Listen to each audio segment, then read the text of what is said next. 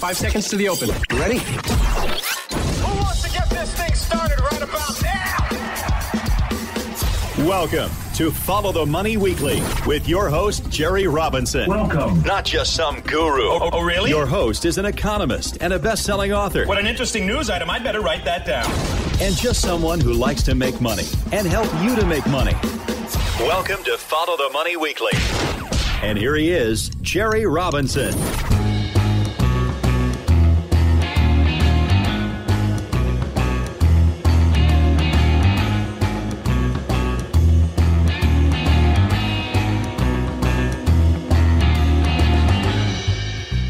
All right, friends, welcome to you all around the world. Welcome to followthemoney.com. As you just heard, my name is Jerry Robinson. I'm an economist. I'm a trader. I'm an investor. I'm an online entrepreneur. I've been doing this now for quite a long time, going back to the 1990s. Wow, I feel old sometimes.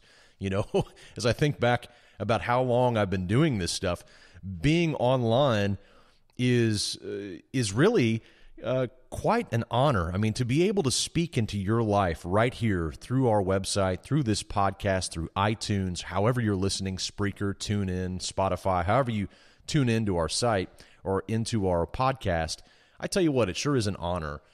Thank you for letting me in your life. I say that every single week, but I really do mean it. And of course, all of our members, I want to give a big shout out to you. Thank you for supporting our work here at followthemoney.com, whether you're a bronze member, a silver member, a gold member, or a platinum member. We greatly appreciate you as you keep supporting our work as we continue to grow and grow our influence and grow and providing you great income strategies, investment ideas, trading ideas, and the like. Speaking of our membership plans, we are currently running a 7-day free trial for our gold and platinum plan. So if you're interested, if you've been looking at our website now for a little bit of time and you've been thinking about perhaps trying out one of our services, it's a great time to do it with a 7-day free trial, absolutely completely free, no strings attached. So you can check it out and see if it's right for you. Also, a quick announcement before we get into today's exciting show. Today, as you can tell from the title of our podcast, it's all about North Korea. This is a real big deal, what's happened in North Korea, obviously. We'll talk about some of the economic ramifications of it.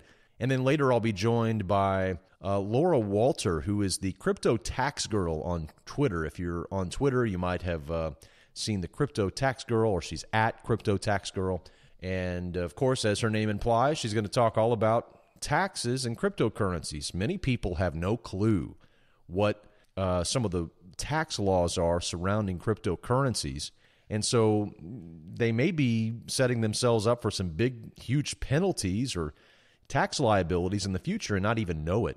And so Laura will be here today to kind of clear some of that stuff up. She also has a course. It's a fairly cheap course that I think is, I've looked it over. It looks very good. So if you're a heavy crypto investor and you're wanting to be, you need to know what the IRS has to say about this topic. So she'll be here for a nice interview later on. But first, we're going to talk about North Korea. But before that, I have to tell you one more announcement, and that is that our upcoming summit, May 25th and May 26th, Friday and Saturday of 2018, coming up now this month. We are already in the month of May, so we're just literally just a handful of weeks away. And wanted to give you a quick announcement about it, that we are going to be joined, as many of you know, by Trace Mayer. He's going to be speaking at the conference at our summit, and then he is also going to be in attendance at a special dinner on the 25th, the very first night of the summit. And so it'll be myself, and it'll also be Trace Mayer, and then, of course, all of our speakers will be there at the dinner. And we're going to be hosting it at an interesting restaurant that we can fit about 90 people in. And we have already sold almost all of the dinner tickets as we had expected. There are only 19 dinner tickets left. So if you're planning on coming to our summit, and you want to be a part of the dinner where you can ask questions, we're all going to be hanging out. There'll be an open bar. There'll be food, gourmet pizza, buffet style, and there'll be lots of people there who want to learn more about cryptos, and you'll be able to interact with me and Trace Mayer and many of our other speakers who are going to be there at the summit. You need to reserve those dinner tickets now, so be sure to go to followthemoney.com/2018 summit and reserve your dinner tickets. They're $35 a piece or $25 a piece if you reserve two. So maybe you and your wife or you and a friend, you can save $10 a piece by buying two tickets. And that'll give you access to pretty much the whole evening, except for drinks. You know, you'll cover your food. It'll cover appetizers and all the other things. Of course, the open cash bar will be there as well. But we're going to have a blast, and we really want you to be there. So if you plan on coming to the summit, then be sure to get dinner tickets before they're gone, because literally the fire marshal will not let us have more than 90 people in this room that we're doing the dinner in. So anyway, followthemoney.com/2018 summit. Get those tickets now before they are gone. Don't wait till you get to the summit. They'll be gone. All right, let's talk about today's topic, and that is North Korea, the North Korean peace. War and peace in North Korea. Are we really going to see peace in North Korea? You think about all of the years of Western propaganda that has paved the way for an invasion of North Korea, which, by the way, sits right on the Chinese border and right on the Russian border. So it's a very strategically located country for the Pentagon and for the United States. All of the years of Western propaganda paving the way for an invasion of North Korea up in smoke, literally up in smoke with this announcement. If I'm reading this series of events properly, Beijing just thwarted a major political advance by the Pentagon amid their ongoing so-called Asian pivot, which, by the way, is just military speak for spreading air and naval forces throughout the Asian Pacific in an attempt to throttle China's meteoric economic and political ascent. This Asian pivot's been going on now for a few years, first launched underneath President Barack Obama, and it continues now underneath President Trump. So Americans are rightfully bewildered as they gaze upon a smiling, seemingly normal North Korean leader, Kim Jong-un, and as he calls for the dismantling of his nuclear program, not just in private, but in front of the entire world. The North Korean government has already invited the foreign press to its country so that they can witness the complete shutdown of its nuclear program. And North Korea's only request so far is that the Pentagon not invade its land as a result of this. You know, when you stop for a moment and you think about what's happening, you realize that these moves that are being made by nation states around the world are done, of course, for their own best interests. And when you stop listening to the mainstream press and getting all of your information from the corrupt corporate media, and you just use your eyes, you notice that there's just a big geopolitical chess game that's going on. It's been that way for a long time, right? It's been that way, in fact, for centuries. But in our recent modern technological society and the use, of course, and leveraging of propaganda through the media outlets that surround us, these types of situations are best seen not by listening to the corrupt corporate media, as I mentioned, or listening to what the actual nations themselves are saying, but it's much smarter to pay attention to what the actual nations are doing and what they have stated that their goals really are. And so I'm going to build the case in this first segment that I think that this North Korean so-called peace that's coming to the Korean Peninsula potentially is actually a major coup for China against the U.S. war machine, against the Pentagon. It's almost as if the Pentagon's plans, the long-laid plans they had to propagandize North Korea and to leverage it for a potential invasion, has been basically thwarted by Beijing and by North Korea. You know, this whole charade, even if it all turns out to be true, that North Korea is really moving towards peace, sounds a lot like the story that unfolded in Libya just a few years ago. As you may recall, this is the same thing that happened when that country's leader, Muammar Gaddafi, announced that he would be shutting down his aspirations for a nuclear program. His country was being rocked by a relatively brief 8-month-long civil war, and Gaddafi waved the white flag of surrender and abandoned his nuclear aspirations.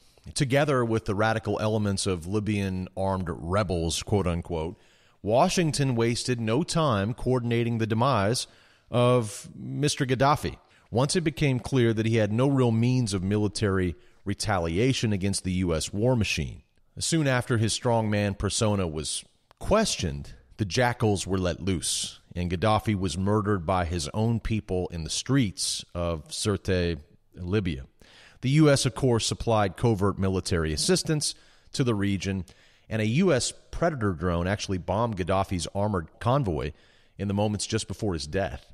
In the end, Gaddafi had few friends among Western imperialists who were certainly unhappy with Gaddafi's attempts to empower the African continent through the creation of an African Union.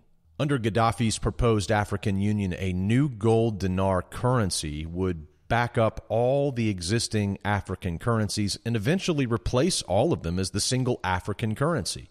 This, of course, would serve to eliminate Africa's long dependence upon the U.S. dollar and would empower Africa in repelling Western interests that sought to plunder the continent's vast natural resources.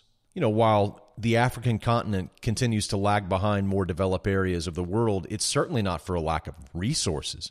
The continent is one of the world's richest source of diamonds, cobalt, which is increasingly important in today's renewable energy drive, gold. Africa is rich in silver. It's rich in uranium. It's also very rich in oil and natural gas. In fact, Libya sits atop the largest oil reserves in Africa. And by the way, China, not the U.S., but China, is working hard to corner Africa's untapped resources for their own benefit through a whole wide swath of commercial deals and deals that they're brokering directly with African nations that are win-win deals. And so China has really begun to corner the market in Africa, leaving a unfortunate situation for the United States. So you may remember the downfall of Gaddafi. It was a pretty terrible news story that happened whenever he was eventually caught in the streets and was dragged through the streets and killed on videotape. And of course, much of that was played before, in the global media. Within a few short months of his downfall, Libya had a new prime minister. Only this time, Libya's new leader was a friend, not a foe of the United States. And all of that talk about dropping the U.S. dollar and replacing it with a gold dinar and a unified African Union, that was all quickly forgotten. Today, in fact, Libya remains mired in a civil war and has become a total failed state. Libya is a sad story. The country which was long dominated and oppressed by foreign powers going back for centuries, only just recently, relatively speaking, gained its independence with its own self-determining government back in 1951. But Libya's days of self-determination were short-lived when in 1959, the Standard Oil Company of New Jersey struck oil. Nearly 70 years later, the oil-rich country, which was once a competitor to Saudi Arabia back in the 1960s, 1970s, in total oil exports, now lays in ruin, dying a death by 1,000 cuts. So, what does this story of Libya have to do with North Korea? Well, by making concessions for peace on the North Korean peninsula, both the government of North Korea and China's government have thwarted any premise for U.S. invasion and may successfully be able to turn back U.S. military forces from encroaching on China's territorial space through Washington's Asian pivot. You see, peace instead of war in North Korea plays right into the hands of China for at least three reasons. Number one, this is what China itself has long desired. A peaceful diplomatic solution is what China has been calling for in North Korea for more than a decade. This is what China has wanted all along, a peaceful resolution that strips the Pentagon from having any pretext for military intervention or occupation of North Korea. The second reason is that China simply doesn't want the U.S. military on its border. And that's why this is a huge victory for China, as it prevents any immediate confrontation with the U.S. military. Many Americans are unaware that China and North Korea have a mutual defense pact that was originally signed back in 1961. And this agreement requires both countries to defend each other if either is attacked by a foreign nation. The United States has similar mutual defense pacts with many East Asian countries. So this is kind of common in this area. So this agreement is not up for renegotiation for another 3 years around 2021. Therefore, it should have come as no surprise when it was recently confirmed that the North Korean leader, Kim Jong-un, made a secret trip, a highly secret trip. You can read about this in the show notes today, and also you can look it up online, that the leader of North Korea made a highly covert secret trip to meet with President Xi Jinping in Beijing. It was the first meeting that the North Korean leader had with another fellow head of state since he took office back in 2011. This secret meeting took place before any meetings were held with the United States, which really shows that this was very likely a strategic announcement that was made by North Korea after conferring with Beijing. So this is a huge win for China, because if a peace deal is struck, it will hamper U.S. military ambitions and the Pentagon's outright strategy of containment in the region, which is exactly what China desires. So the third reason why China has pretty much a huge victory out of this North Korean peace deal is that China has tremendous national interests in deepening its relations with North Korea and keeping out Western interests. Why?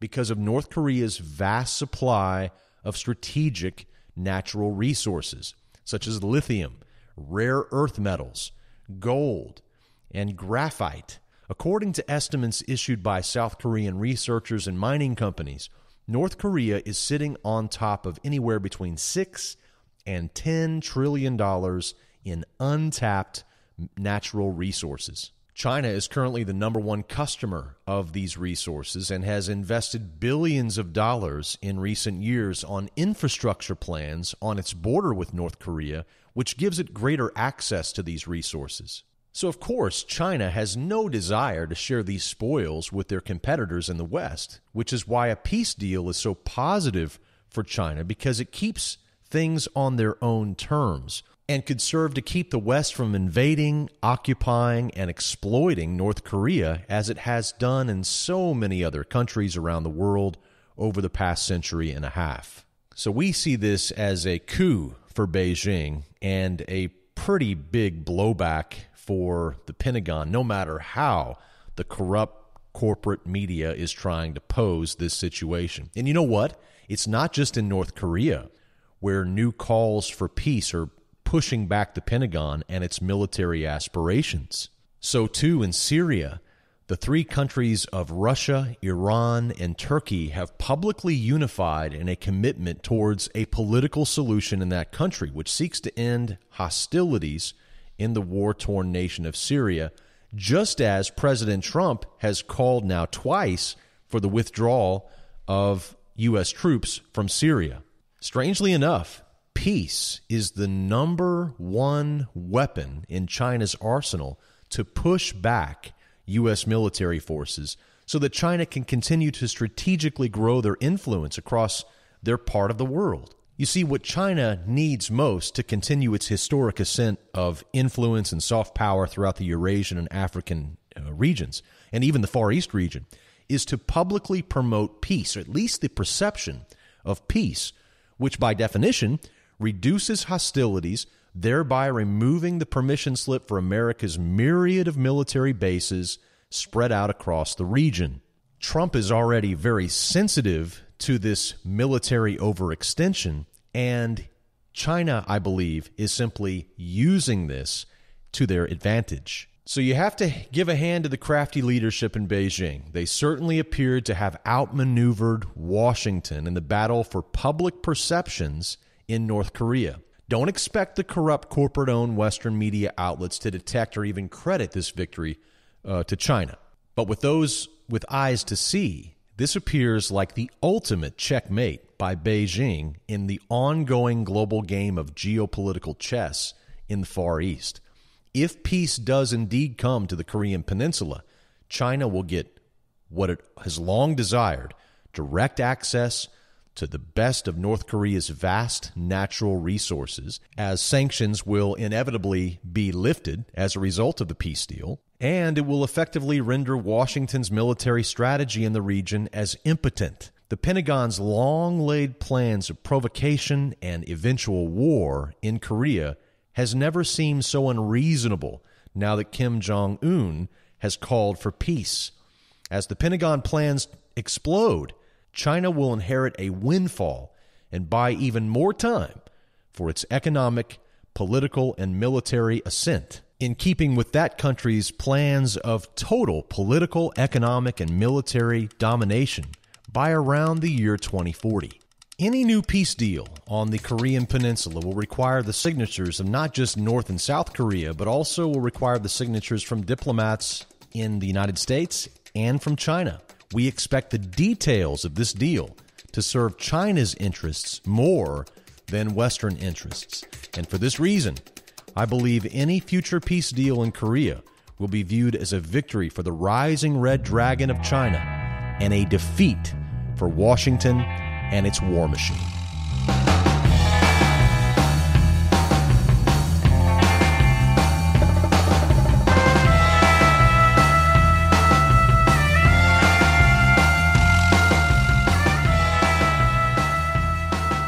Hey friends, this is Jerry Robinson from Follow the Money Weekly. Recently, we have been receiving many emails from our listeners commenting on the great help they're getting from our precious metals expert, Tom Cloud. Gold and silver are excellent hedges against the growing threat of coming U.S. inflation. Who's your gold guy? Make it Tom Cloud. With over 30 years' experience with precious metals, Tom will answer all of your questions. Don't buy your gold and silver through some call center and pay inflated prices. Call my good friend Tom Cloud and speak directly with him and get all of your questions answered. For a limited time, Tom is offering free shipping and insurance on every gold and silver purchase made by our listeners. Call 800-247-2812. And when you do, tell him that Jerry Robinson from Follow the Money Weekly sent you, and he'll throw in that free shipping and insurance on your entire order. Call your gold guy, Tom Cloud, right now for the very best deals on gold and silver coins. 800-247-2812. That is 800-247-2812.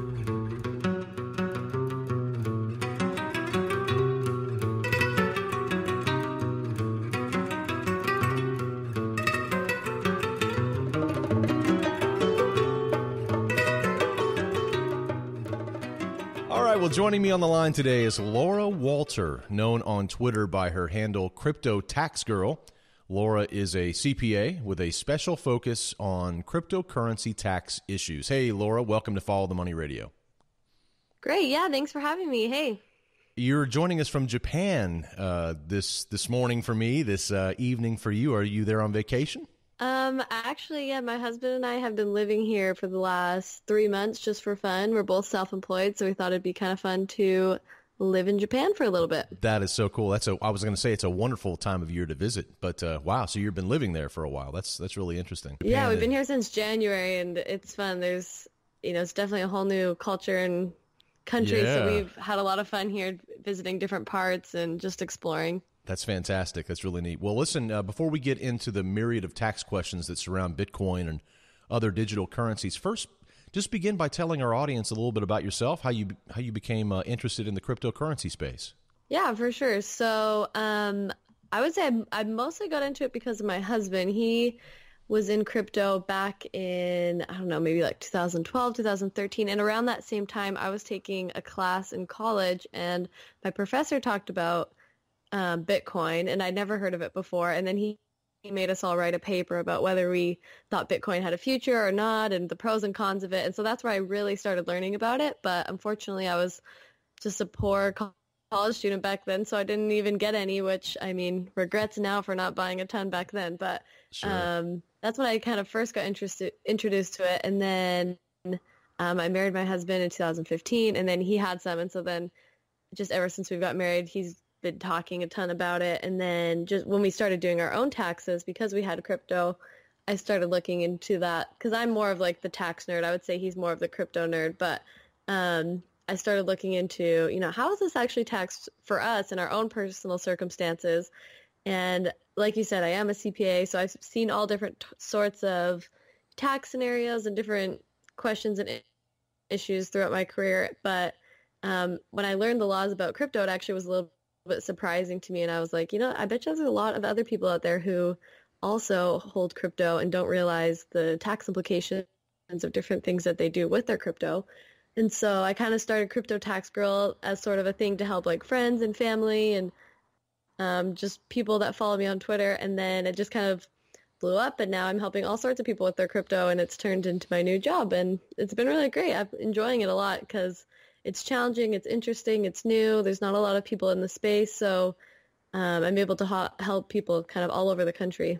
I was going to say, it's just a perfect niche for a CPA. I think it's just a wonderful thing. So people can find you on Twitter at Crypto Tax Girl. That's where we found you. In fact, one of our members, Follow the Money, recommended you. They said you should check out. I told our community, I said, I'm looking for a CPA who knows how, about cryptos. And I was having a difficult time finding anybody I thought that was legit. And one of our members told us about you. So I looked you up on Twitter. You do have a great Twitter page, a lot of great free information there, but you also have a course. We'll talk about that maybe toward the end of the segment. You have a free report, though, on your website called Top 5 Most Common Mistakes People Make with Cryptocurrency and Taxes. I downloaded it. I found it to be pretty interesting. Oh, nice. And because the crypto space is so new, and perhaps due to its encrypted nature, many investors seem to forget that they have to pay taxes on their gains, just like any other investment they make. True? Yes, that's true. And there's a lot of things that trigger gains that I think people don't realize as well. Let's go through some of the taxable events surrounding cryptocurrencies. Let's just throw out an example. Let's say that I want to buy an altcoin. Let's say that I want to buy Ripple or Stellar Lumens or one of these smaller cryptocurrencies. Of course, most people would begin by buying some Bitcoin, and then they would trade that Bitcoin for the altcoin on some exchange. Is that a taxable event when you trade one coin for another? Yes, definitely. That's probably, I would say, the biggest misconception is people think that they don't owe taxes unless they sell their coins for fiat, which, I mean, is US dollars. But actually, it's treated mostly just like a stock. But a lot of people aren't really used to trading. If they're going to buy Amazon and then they want to buy Microsoft stock, they're not used to just swapping one stock for another. Usually, they just buy a new one and then they sell the other one. But in crypto, I mean, it's a lot easier to just swap between coins. But every time you do that, that's actually a taxable event.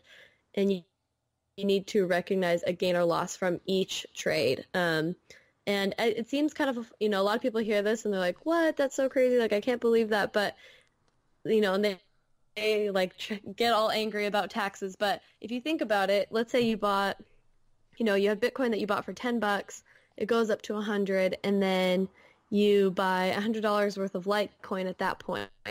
Well, you've basically just received something worth $100 that you originally only paid $10 for, so there's a $90 gain there that needs to be recognized. And if you didn't recognize it until you sold your Litecoin, it would be harder to keep track of that original $10 basis, because then, let's say, like I said, you have that Litecoin that's held now for $100, and let's say you took half of it and then you bought another coin, Ripple, like you were saying, maybe for $250, then you have another gain. And then if you keep doing that, I mean, that's a very simple example, but imagine people trade hundreds, thousands even times before selling to USD. And you have to keep track of that original $10 basis that you bought the Bitcoin for, split among many different coins, many different areas. And so it really would be difficult to calculate your gains and losses if you did it not until you sold for fiat. And if you just did it only for that coin's basis, the last one that you sold, you're missing out on all the previous gains and losses from the original coin that you bought. So that's just why I think, for simplicity's sake and to just make sure everything's captured, you have to recognize a gain or a loss every single time that you trade a coin. You're listening to the voice of Laura Walter. You can find her on Twitter at Crypto Tax Girl on Twitter, and she also has CryptoTaxGirl.com if you want to learn more about paying taxes on your cryptocurrencies. In fact, many people, Laura, I think, because they don't receive a 1099 from Coinbase or from whatever the exchange is, they think, I don't owe any taxes. I mean, so there are many different. Why don't you just run through some of the different taxable events that people may not think about? Yeah, so like we said, there's selling for USD. I think that one's pretty common. Most people can wrap their head around that one. And then, like I just explained, there's trading for another cryptocurrency. But then another one that I think a lot of people also don't think about is purchasing goods or services. So if you use your Bitcoin on, let's say, overstock.com, you can buy things with your Bitcoin. So let's say you go on there and buy a rug or something. You have to recognize a gain or loss at that point. Also, if you are working for cryptocurrency, like if someone's paying you in cryptocurrency, that's something that you have to recognize as income on the day you receive it, and you have to recognize the fair market value of the coin on the day you receive it as income. There's also mining, there's staking, there's masternodes, there's airdrops, there's forks, all these different things. They create different taxable events and things that need to be kept track of for tax purposes, because though it may not be taxable right at that moment, it's going to create taxes later on, or the information like the cost basis or the holding period will affect later in your taxes. So these are all things that if you're doing them, like make sure you're keeping very good records, because you're going to need them when it comes to tax time. Mm-hmm. Yeah, and I don't want to pry too deeply into your practice, because I know it's, obviously a private relationship with your clients, but I'm just curious, just generally, are people actually getting in trouble with the IRS for not doing these things at this point? Is the IRS actually taking action, or will they eventually? And for example, if somebody doesn't do this in 2018, but they finally get around to doing it in 2020, that could still come back to bite them if they don't do it now, correct? If they don't take care of all of the taxes that are due now, the IRS, Lord forbid they audit them or something maybe 2 years down the road, if they go back, people could get in trouble and actually have some major tax penalties, couldn't they? Yeah, it's very costly to not report in the current year. I think a lot of people are just like, I'm just wait till there's more specific guidance, or I'm going to wait till I get a 1099 or something like that. But not reporting your crypto is actually considered tax evasion, and it's tax fraud. So besides just having to later owe your taxes if, the IRS audits you, or if the IRS at some point gets the resources to be able to determine who's holding crypto and who's not, and they find out that you didn't report it. There's also interest, there's penalties, and interest is compounded daily, penalties are assessed monthly, and so, like you said, if it's like 2020 and the IRS finally has some sort of mechanism to determine whether or not you reported correctly, and they determine that you're not reported correctly, or even if they're not sure and they request an audit for you to report, that could be, very costly down the road, just due to interest and penalties, and also due to, the tax that you're missing out on, that you hadn't paid. And then, so the IRS has 3 years to come back and audit your tax returns, but if you underreport your income by 25%, they actually have 6 years to come back and audit your tax returns. And if they can detect intentional misrepresentation, like, basically you saying, I don't want to report my crypto, like you knew you were supposed to report your crypto, but then you're just like, I'm not going to do it. Then there's actually no limit how far they can go back. So, maybe 30 years down the road, 40 years down the road, at any point they could come back and assess the tax on that. So personally, I haven't seen any audits yet, but I think, we're recording this at the end of April, and tax season was just, last week. And so I think they will be getting to it. But the year before wasn't a huge year for crypto. This was kind of the year where 2017 was the year where people were making money off crypto. So I think it's kind of the waiting game. We'll see what happens. But as of right now, nothing yet. I personally prefer to trade stocks or options. And when I do, I like to trade those in a tax-deferred environment, like an IRA or an HSA. Is it possible, and I've seen some ads for this, but I want to ask a CPA here on the air, is it possible to buy Bitcoin and place them into a self-directed IRA to gain the tax advantage? That way we don't have to worry about this. So, you could do it in a self-directed IRA, which is a specific type of IRA that you can hold things besides stock, like, real estate, gold, something else. So you can hold crypto in there, but you actually would have to buy the crypto in the self-directed IRA. You can't buy it. You can't, take crypto that you already hold and then transfer it to the self-directed IRA. You would transfer cash, from a normal IRA that you already have set up, or if you don't have an IRA set up already, you would set up one, transfer cash into the IRA, and then you could purchase crypto at that point. I haven't done it personally. I've seen some clients say that they have done it. Just kind of like a warning to anyone who is going to do this. There's kind of a lot of companies I've seen out there advertising it, and they're like sort of scammy in the way that like their fees are just like extremely high, and it's just really not worth it in the end. So if you are going to do it, make sure you're going with a company that you understand what you're putting your money into, you understand all the fees, and the self-directed IRA company is like reputable and they have a history and things like that. If you're going to do it, definitely look into all those things. But you can do it for sure as long as, you get that self-directed IRA set up. Have you seen a lot of demand for that, for people looking for tax-advantaged vehicles to put their cryptocurrencies in? I haven't seen a ton, mostly just because I think, crypto is pretty risky. So as far as a retirement option goes, it's not maybe the best option for retirement. I mean, everyone can choose what they want, but personally, I don't know if I would trust my retirement in crypto, just because it's so volatile. Like maybe part of it, but not all of it. But I don't know. Yeah, I haven't seen actually a ton of demand. I do get some questions on it, but I wouldn't say it's too common. Interesting. All right. Well, you've been listening to Laura Walter. You can find her on CryptoTaxGirl.com and also at CryptoTaxGirl on Twitter. In our final moments here, Laura, if you want to share how our folks can learn more about you and also your course, if you want to talk about your course. I know you offer that for people who are wanting to know much more about this topic. Yeah, so we barely just touched the surface today with the things we talked about. There's so much more when it comes to crypto and taxes and things that you really should know if you're in crypto, because there's a lot of things that you can do that have big tax consequences that you might not even realize at the time.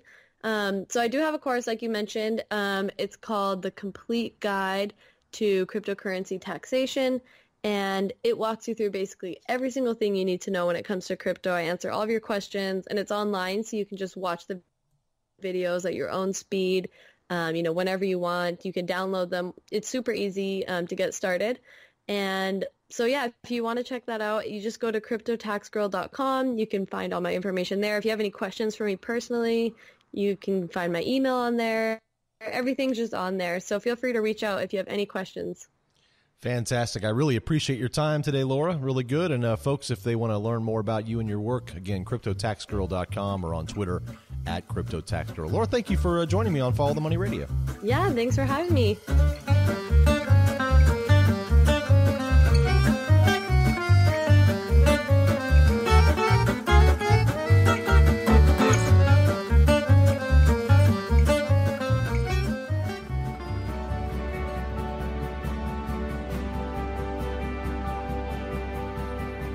Hello everybody, this is Mike Mitchell from Strategic Wealth Partners and Christian Financial Referrals.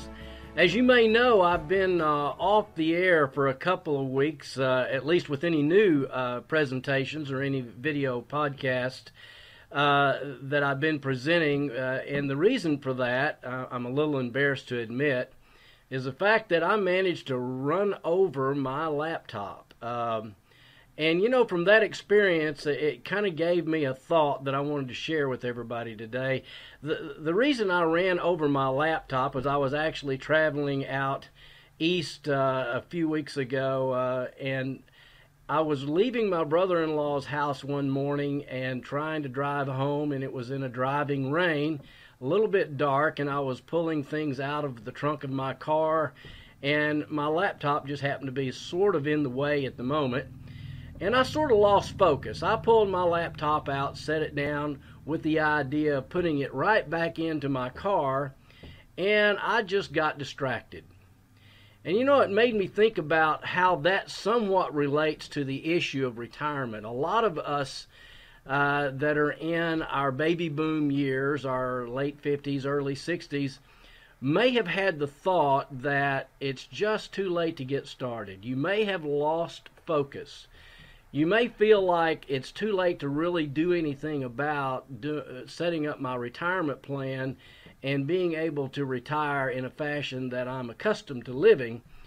And I want to tell you that even though you may have lost focus, like I did when it came to running over my laptop, I did find that there was a fix, a very simple fix. I simply took my laptop in to someone who knew what they were doing, and they managed to fix my laptop. I didn't even have to replace it. All I had to do was replace the screen that I managed to crack with the wheel of my car. And I would tell you that when it comes to your retirement, if you feel like you are in a place where you have just lost focus for a while, maybe you feel like time has gotten away from you, let me encourage you that you need to just start where you are.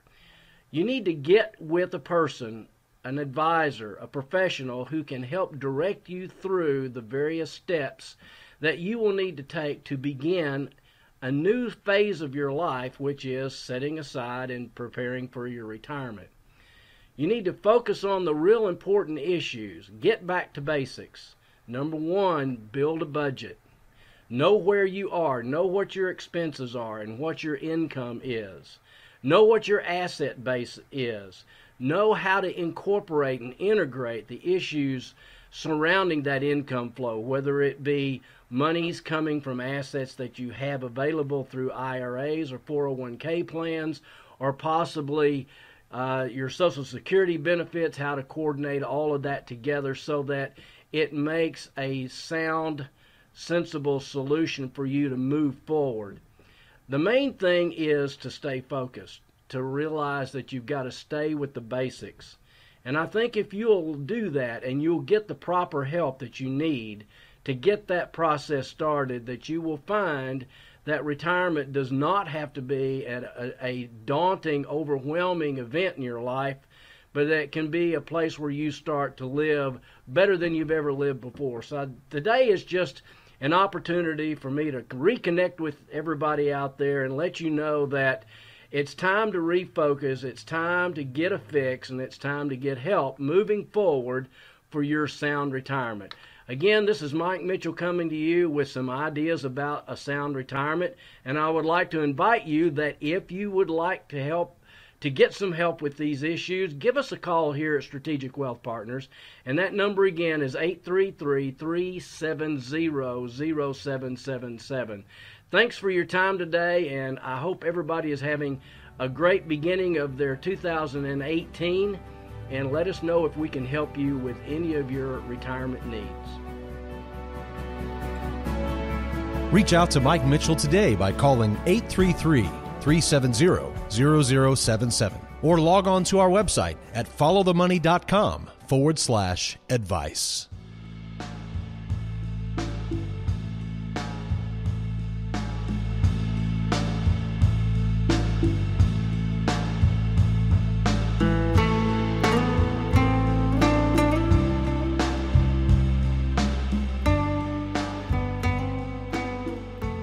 All right, friends. Well, that brings us to the end of our program. Thank you so much for choosing to allow us into your life each and every week right here on this broadcast. You know what? I also want to remind you that if you do want to attend our special 2018 summit and especially the dinner that we're going to be hosting on Friday, May 25th, I want to remind you now to go back over to followthemoney.com/2018 summit and reserve that ticket. Whether you want to come to the summit, if you're anywhere in the middle of America, anywhere around the Midwest, it's worth the drive. You're going to hear a lot of great teachings, and you're going to learn a lot of great strategies, both for trading and for income strategies. We're also going to be talking about cryptocurrencies and precious metals. You will not want to miss this summit. But also, if you want to attend the special dinner with all of the speakers, it's very, very cheap.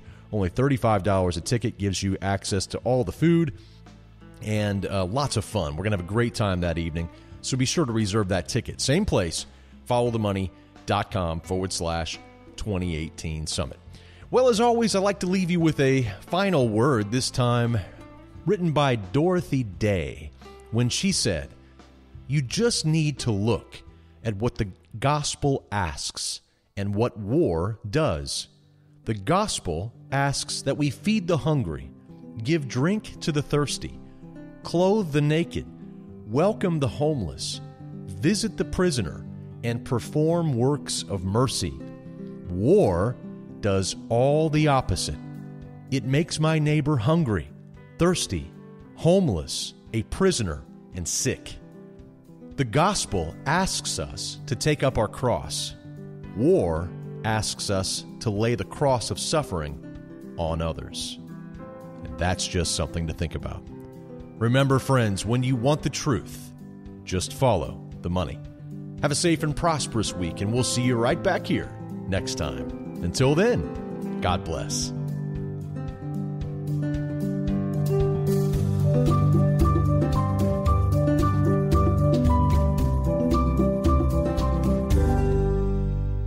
The information contained on the Follow the Money podcast is strictly for informational and educational purposes. It should not be construed as specific investment advice. The views and opinions of our guests and sponsors, including Tom Cloud, are their own and do not necessarily represent the views of FTMDaily.com or Robinson Media Group, LLC. Jerry Robinson does hold an insurance license and at times may offer consulting on life insurance and fixed retirement income products. Follow-up, individualized responses to email or phone requests that involve the rendering of personalized investment advice for compensation will not be made absent compliance with state investment advisor registration requirements or an applicable exemption or exclusion and applicable insurance regulations. Past performance is not indicative of future results. You should be aware of the real risk of loss in following any strategy or investment discussion on the podcast. Remember, never do your financial planning through podcast or radio. It's your money. Be wise. Do your due diligence and always consult a trusted financial professional before making any financial decisions.